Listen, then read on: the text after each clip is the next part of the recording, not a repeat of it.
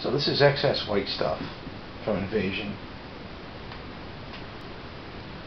For fans of my feline companion. Ghana, stop eating yourself for a minute. Stupid cat.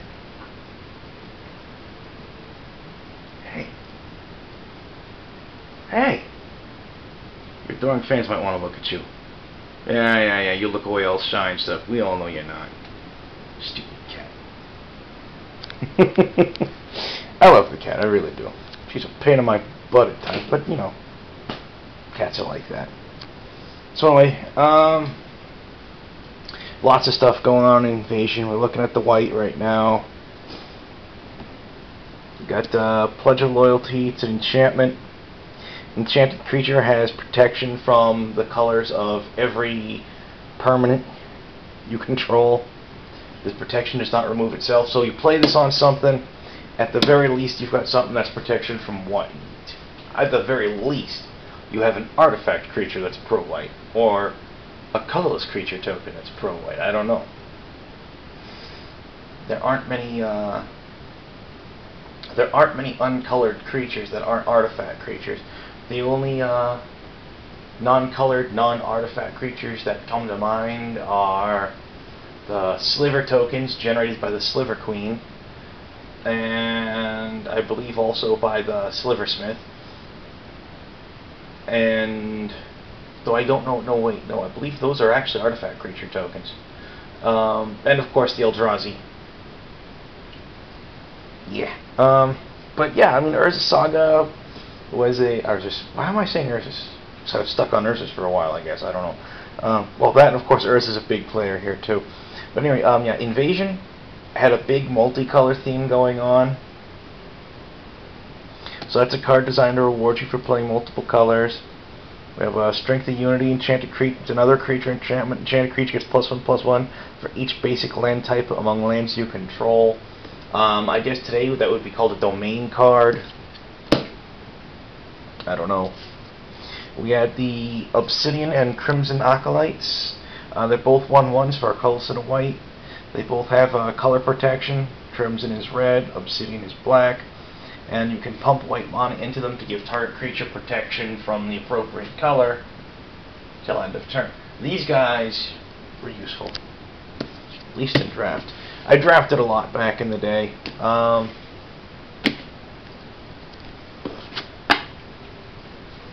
I don't know if I can... No, I wasn't really playing Constructed at all at the time. Coincidentally, I recently looked up my my DCI number and checked out what my record is. My Constructed rating is sub 1500. Oh yeah, that's fantastic.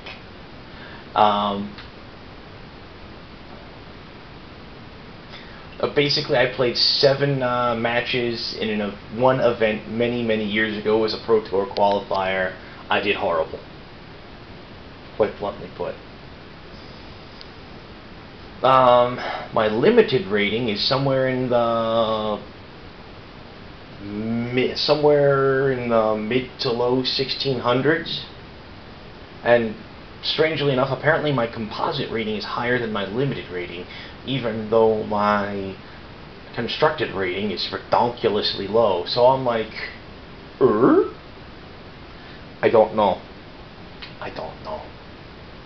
But hey, that's okay. Things happen, you know. What else we got? Abolished Trapper. It's basically a renamed reprint of Master Decoy from Tempest. It's alright. Teferi's Care. It's a renamed reprint of a card from somewhere in Mirage. I can't think of what it does. The Decoy's nice. It's a tapper creature, the likes of which we've seen for years. It's solid. Teferi's Care, you pump white and sack an enchantment to destroy an enchantment, or you pump 3 colors and double blue to counter target enchantment spell. Yeah, that's I don't know what to say about that. That's really narrow purpose. It's really narrow purpose. What else we have here? Rampant Elephant and Glimmering Angel. Mind you, these are both commons. You don't frequently find an angel in the common slot. At least not back in the day. I mean, some of the cards that used to be spirits are now classed as angels. But they're both 2/2s. The angel flies, and they both have an activated ability that requires one of the allied colors. Rampant Elephant gains you pump green and target creature blocks it if able. And you pump blue to the Glimmering Angel and it gains Shroud. Good science fun stuff. Speaking of redonkulous commons from this set, this stack is all Razorfoot Griffins. I've got like, I think it's like 38, 39 of them in here. I could seriously make Razorfoot Griffin deck. Go figure. Shackles, 2 colors in the white, enchanted creature doesn't untap. During its controller's untap, and you can pay white to bounce the shackles to your hand. It's a reasonably solid control spell. Not exemplary, but it's good at what it does. Rewards of Diversity. When an opponent casts a multicolor spell, you gain 4 life. That's kind of interesting. It's like punishing the opponent for playing multicolor spells. Kind of weird, but okay. It's Fight or Flight. They had a lot of this or that spells and enchantments in this set. For example, I believe there's a black one called Do or Die. All of these spells and enchantments involve, in one way or another, dividing all of your opponent's things. Sometimes it was lands, sometimes it was creatures, sometimes it was just straight up permanents.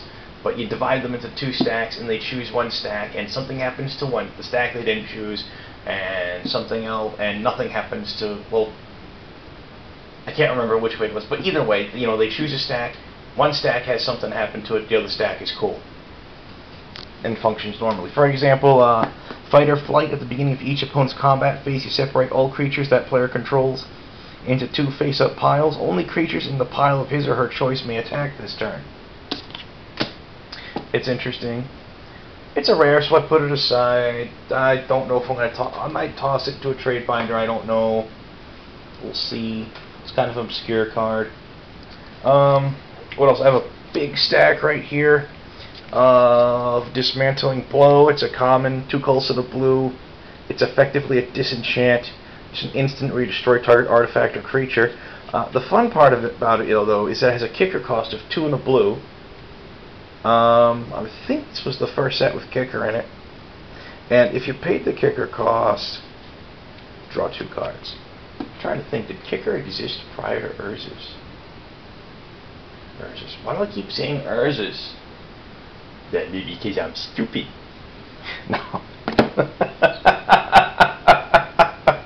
Yeah. Oh, gee. So, this is the stack, white invasion cards, that's going to be hanging around for a while.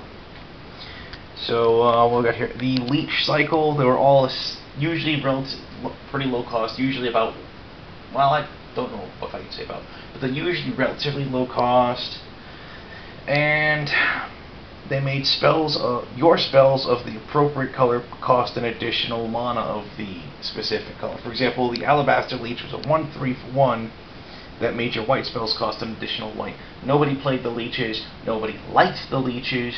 In fact, to this day, the only thing I can think of at this point in time to do with the leeches is put them in an EDH deck with Zudru the Great-Hearted and just donate them to your opponent. Here, take this. Yeah, it'll be awesome. Go ahead, take the damn thing. Hey, look, I'm gaining life and drawing cards and screwing you over at the same time.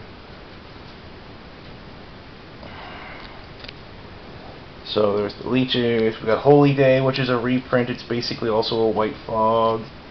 Orm's Touch. It's a kicker damage prevention spell. Prevents 2 or 4 damage. Sunscape Apprentice, talked about that before. Ardent Soldier, he's a 1/2. You pay his kicker. He's a 1/2 vigilance. If you pay his kicker cost, he gets a +1/+1 counter when he comes in. Trying to. I know there's some like stuff that's a little bit more outstanding and exceptional in here someplace. Pledge of Loyalty, talked about that.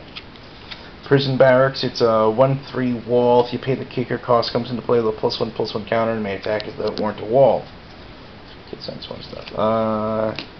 Samurai Administrations. Prevent all damage that would be dealt by a source of your choice to you this turn. If the source was red or black, you gain life equal to the damage prevented. It's kind of interesting. The Spirit Weavers. There was actually a weaver in each color. Spirit Weavers are colorless and white for a 2/1. Pump 2 colors. Target green or blue creature gets +0/+1 till end of turn. Each of the Weavers had a more or less relevant special ability that could only target creatures of allied colors. So, for example, I believe the black one, if I recall correctly, was Hate Weaver. I believe he gave creatures +1/+0. I can't remember what all the other Weavers were or what they gave, but I'm sure we're going to come across them in the next few days. Winnow's an interesting card. Calls in a white, destroy target non-land permanent. If another permanent with the same name is in play, draw a card. Demolish Emissary. I used to love drafting that card.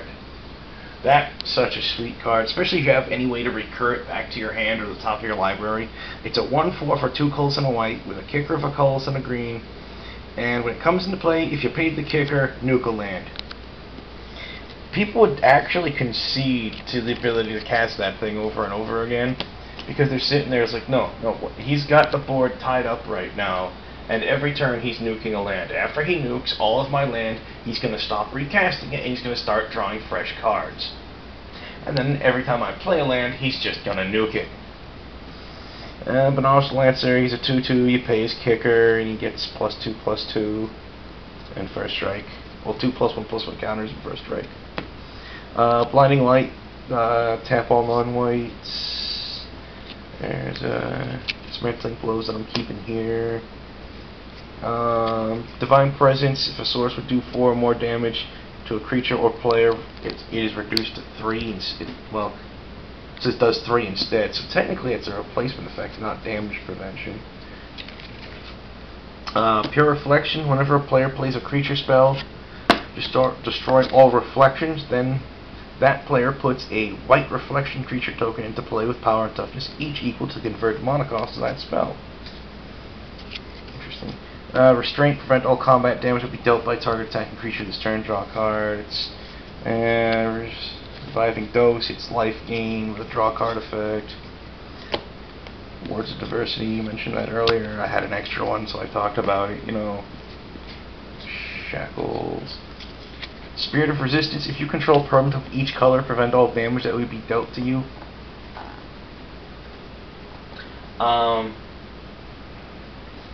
That's kind of nifty. I mean, hey, look, I've got a Sliver Queen. Prevent all damage to me. I'm awesome. Maybe I should think about slipping 1 or 2 of those into my Sliver deck, actually. I'll let it irk people to no end. Difference Care, I mentioned that earlier. Demolish Heralds, interesting. It's 4 mana for a 2/4. Pump 3 colors and a blue and tap it, draw a card. It's alright. It's not bad. There's that crazy elephant again. There's that bear again. I'm going to try and remember what the hell I heard that again. Oh well. What else we got here? Crusading Knight, 2 and double white for a 2/2, pro black. Gets +1/+1 for each swamp your opponent controls. He's okay. I don't think he deserves to be a rare, but what the hey. Harsh Judgment, 2 and double white, enchantment. When it hits the board, well, as it comes to play, choose a color. If an instant or sorcerer with the chosen color would deal damage to you, deals that damage to its controller instead. Hey, it's not too bad. It's not fantastic, but it's okay. It's solid. Sunscape Master, pump double green, tap it. Target creature gets +2/+2 till end of turn. Pump double blue, tap it. Return target creature to owner's hand. He's at 2/2 for 2 colors, double white. I only own 3 of them. It's not bad. It's a decent card. Illustration is a little something to be desired. You know, especially the guy with the plant roots coming out of him. I don't know. Angel of Mercy, 3/3 flyer, comes to play, gain some life. It would end up getting reprinted several times over the years. It's okay, it's solid. Hey, here's one of those this or that cards. Death or Glory. Separate all creature cards in your graveyard into 2 face-up piles. Remove the pile of an opponent's choice from the game, return the other to play. Now you see, once again, it's one of the this or that spells, piles, choices, blah blah blah. At the time they were trying to... I think this was during the era when Black was getting some of its power gutted out of it, really. The power level in Magic swings back and forth a lot, as does the speed. Back during the, for example, the Mirage and Tempest era, you'd have some really, really fast decks, and then Urza's block really fast decks. Once Urza's rotated out and you were stuck with masks and the very beginning of Invasion, decks tended to be slow. That and, you know, Black has bounced back and forth between being really good and kind of bad, and White has bounced back and forth between being like first and second, third in graveyard recursion. At the time there was a fair amount of graveyard recursion going on in White, you know? Global Ruin, that's a fun card. I use it in 1 or 2 decks. Each player chooses from the lands he or she controls a land of each basic land type, then sacks the rest. It sounds fun stuff. Legendary Samurai Healer to 3 colors and double white for 2/3. X tap, prevent the next X damage that will be dealt to target creature this turn, or gain X life. Spend only white mana this way. It's alright, it's not bad. I abused the heck out of it in draft once. It was kind of funky. My opponent had a really hard time trying to get through my defenses. It was fun. Route, 3 colors and double white for a Wrath of God effect. You can pay an extra 2 colorless. If you do, you may play it whenever you could play an instant. Get out of my way, Route. There was a cycle of Djinns in the game, printed in this set. Each of them had got a penalty if their color was the most common color on the board. And well, we have the what's this called? The Rutham Djinn. He's 6 mana, 5 and a white for a 5/5 first striker. But if white's the most common color on the board, he gets -2/-2. We have the Wayfaring Giant. He's a 1/3, also for 6 mana. Gets +1/+1 for each basic land type you control. So, if you're playing 5-color pile and you've got 5 basic land types on the board, he's a 6/8. It's not bad. It's pretty saucy. Normally, he's not going to be that good. Oh yeah, speaking of graveyard recursion white, look, I've got a playset of Rhea Dawnbringer here. 6 colors and triple white. She's really high on the mana curve. She's a 4/6 flyer. At the beginning of your upkeep, return target creature card from your graveyard to play. It's like, holy doggy poop, people. I mean, granted, she's really high on the mana curve, so that kind of mitigates it a bit. But that's still pretty saucy. That is still pretty saucy.